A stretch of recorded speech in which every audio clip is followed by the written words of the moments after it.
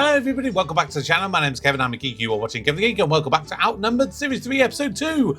And the first image that I see literally on this screen is a big for sale sign, which I did kind of see briefly in the first episode. After they did the whole trip and when they went back to the house, I noticed that there was a for sale sign, but I didn't know what to think. I was like, they've not mentioned anything, so was it just a coincidence? But the fact that they're showing it again leads me to maybe think that maybe the family are thinking about moving house. We'll find out. I noticed that someone had downloaded an inappropriate image. Uh-oh. Was it you? Probably. Top rude part. What, both top rude parts? Or just Ben, did you download it or not? Ah. So mother-in-law is back for this episode. Let's see if she has any more of a conversation with Pete this time around.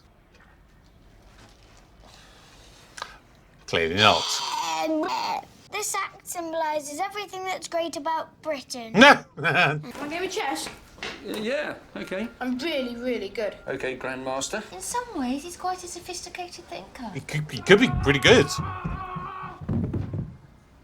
Because you think about how Ben is, as a general rule, you know, sometimes it's when someone is not as stimulated, mentally, that they kind of go off on a bit of tangent.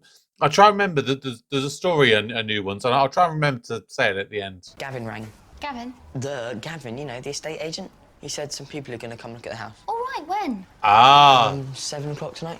I worked as a estate agent for a little bit, and trust me, the amount of times people would go around and be like, "Oh, I'm sorry about the mess," and it is literally like not even filthy. But I'll tell you what, you know, if you're selling a family home, in all honesty, it don't matter whether it's messy or not, because at the end of the day, they're going, okay, we can see that the room is big enough because clearly you got a lot of stuff in it, so maybe it might be an advantage. Checkmate. Silly Ben, don't be checkmate. We've only just... Ben might be a little bit of an undiscovered genius. See what I mean? His brain works fast. Hey, he might have found a skill he's actually good at. Wow. Great episode. Really good episode. God, so much to talk about with that. So the story that I was kind of originally talking about when I was mentioning Ben, there was this story I always remember hearing about this little girl.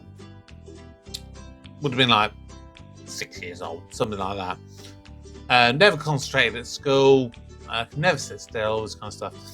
And she apparently had all the teachers looking into it, and speaking to the mum and dad, and blah, blah, blah. Then she got this like doctor to come around and everything, while at school and everything. I was having a bit of chat with her. He's like, right, I'm going to go and have a chat with mummy and daddy. You just wait here for a minute and we'll go.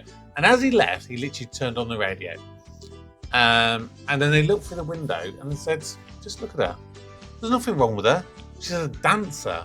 She just can't sit still. She wants to dance. And she grew up to be like this big, really famous dancer of, I don't know, ballet or whatever it was. But that's the kind of thing I think that I've seen in this episode, particularly with Ben. I mean, I've jokingly called him a psychopath in the past, but I think he is very much a case that he needs something to really stimulate him. And if he's not stimulated, then he's going to try and find something to entertain him. And I think that shows in the chess match. In the chess match against Pete, again, he probably doesn't feel that Pete is giving him a challenge. So that's why he keeps getting distracted, going off and playing around, doing whatever he's doing.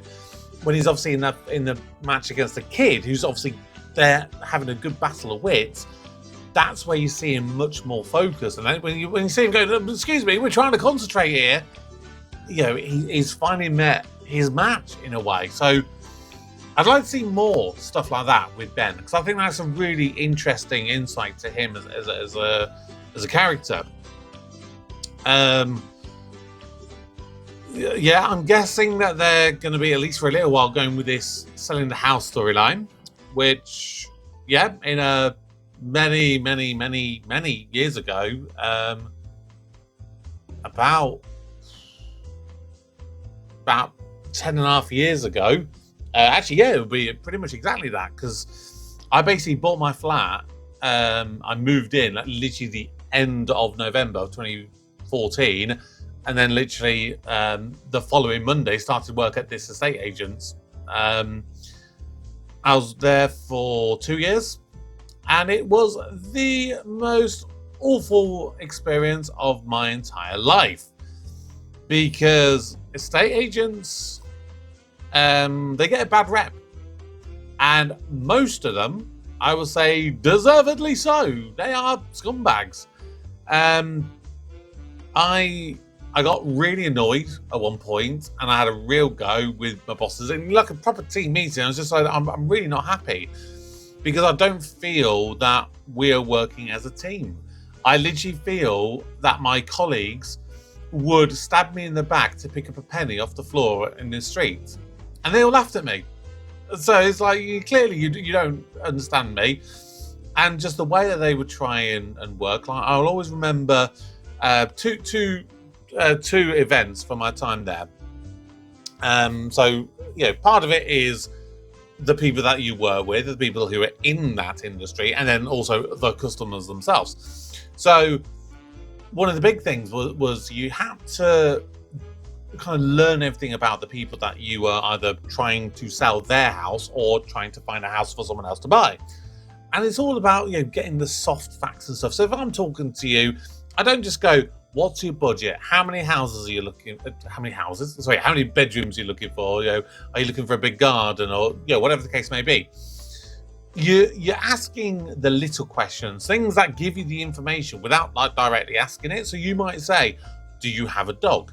If you have a dog, then that means, okay, in your head you go, okay, so they probably want some sort of outdoor space so the dog can run around and do its business and all that kind of stuff.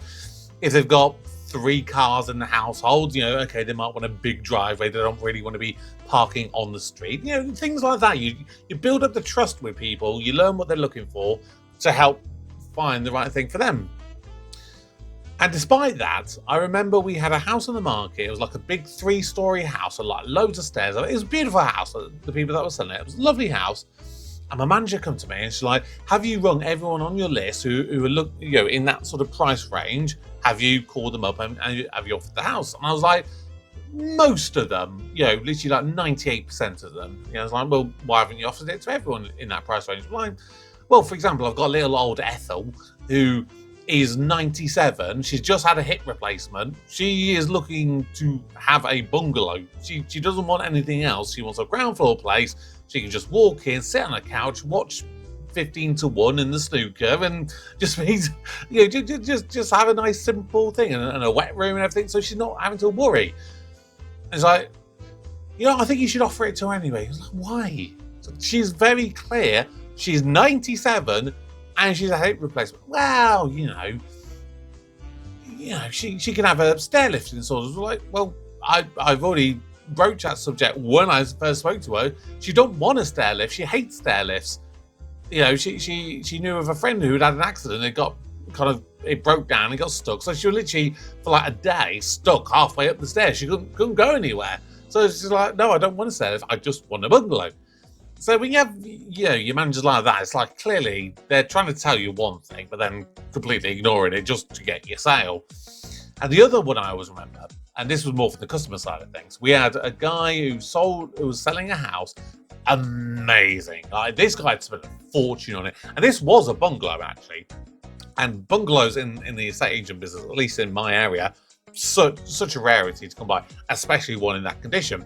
It's on the market about 280,000, and literally it was immaculate. And especially the guy was a landscape gardener, so amazing garden. He bought part of the next door neighbour's garden, so he had a huge wraparound garden.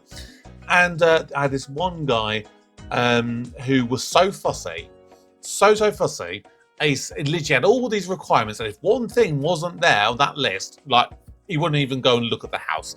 Like, one of his requirements, like, he wanted a separate utility room that had its own door so you could shut off the sound when you're doing your washing or whatnot. You know, that particular. And I'd had maybe 10 bungalows in about 2 years come on the market, and he was like, nope, not going to watch it because I ain't got this, ain't got that.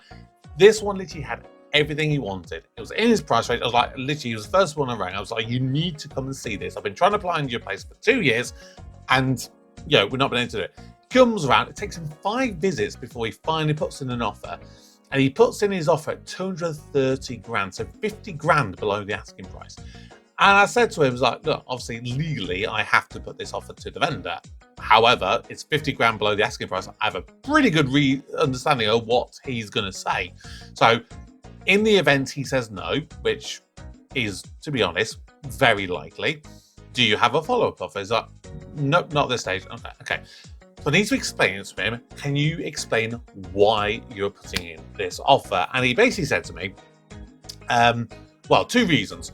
One, at the moment, I have a flat in the next town over, and that's where I do my work. And I'm currently about 3 years away from retirement. So until I retire, I'm going to be living in that bungalow, in the flat in the week, and then I'll come out here to the bungalow at the weekends. So you want him to knock 50 grand off because you don't want to do about a 3-mile commute during the weekdays. Okay, I will suggest that to him. Any other reasons? Any other reasons why you want to knock 50 grand off the asking price? Well, the other thing is there's a lot of radon in that particular area. Now, radon, of course, is that invisible gas that is just literally in the atmosphere. And it's like, there's a high percentage of it in this particular town compared to pretty much the rest of the country. So what I am prepared to do is hold back 10 grand, and because to do the radon proofing, it like takes probably about 6 months to get the results in and stuff like that. If it turns out that it's had the adequate proofing, you can have the extra 10 grand. If it doesn't, then I'm keeping the 10 grand because that's how much it'll take to fix. And I was like, sorry, mate, sorry. I don't want to sound facetious or anything, but what happens if you want to do a bit of gardening? Because you've told me that you like a bit of gardening. Or what happens when you want to go and get some bread and milk from the shops? Is your car radon proofed? And if you decide to walk, do you own a radon proof bubble that you can just walk down in? So I was like, well, yeah, you are being a bit facetious. I was like, well, exactly. You're trying to knock 50 grand off this amazing property. Have a bit of common sense. The annoying thing was, the vendor, because he was desperate to move and he found this place he wanted to buy, he did accept an offer from this guy for 235,000, which I was like, dude, you're selling yourself way too short here.